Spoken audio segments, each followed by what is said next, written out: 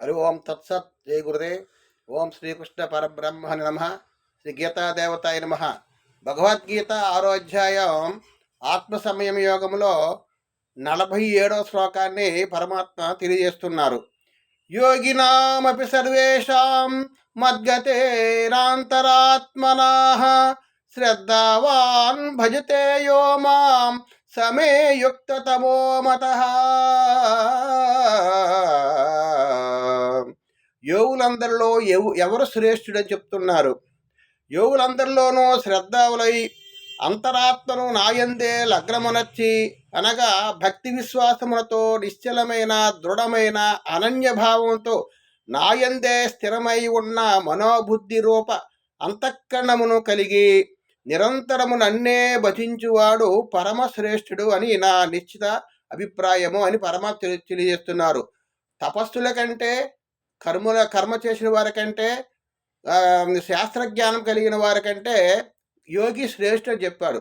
అటువంటి యోగుల్లో కూడా పరమశ్రేష్ఠుడు ఎవరైనంటే అనేక పరమశ్రేష్ఠుడు ఎవరంటే యోగులందరిలో ఎవరైతే భక్తి శ్రద్ధ విశ్వాసముతో నన్ను నిరంతరము కూడా ధ్యానిస్తూ ఉంటారో, నన్ను భజిస్తారో, అంతరాత్మను నాయందే లగ్నమనొచ్చి భగవంతుడు అంతరాత్మలోనే ఉన్నాడు, అంతటా ఉన్నాడు, అందరిలో ఉన్నాడు, మన అంతరాత్మలో కూడా ఉన్నాడు.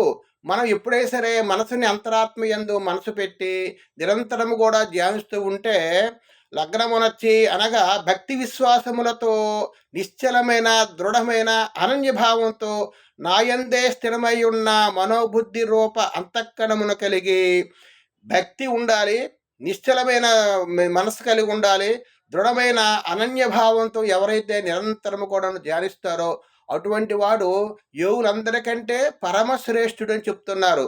కాబట్టి మనము కూడా మన అంతరాత్మలో ఉన్నటువంటి భగవంతుడి నిరంతరము కూడా ఆ సగుణోపాస రూపంలో కానీ నిర్గుణోపాస రూపంలో కానీ ఆ పరమాత్మ నిరంతరము కూడా మనం ధ్యానం చేస్తూ ఉంటే అంతరాత్మలో ఉండేటువంటి పరమాత్మను ధ్యానం చేయాలి.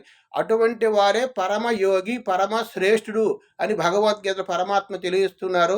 ఈ విధంగా మనము కూడా నిరంతరము బాహ్య ప్రపంచములో అనే కాకుండా ధ్యానంలో కూర్చొని నిరంతరం కూడా మనసుని పరమాత్మ యందు లగ్నము చేసి ఎటువంటి ఆలోచన లేకుండా, ఎటువంటి భావం లేకుండా, అటువంటి కామక్రోధ లోభ మదమత్సరేలు పోవడానికి, మనలో అజ్ఞానం పోవడానికి, మనలో బయట కాకుండా మన అంతరాత్మ యందే మన తన్ను తానే ఉద్ధరించుకోవాలని పరమాత్మ చెప్తున్నారు. ఆ విధంగా మనం తను ఉద్ధరించుకోవడానికి మన అంతరాత్మ ఉన్నటువంటి పరమాత్మ నిరంతరం కూడా ధ్యానిస్తూ ఉండాలని పరమాత్మ మనకి సెలవిచ్చారు.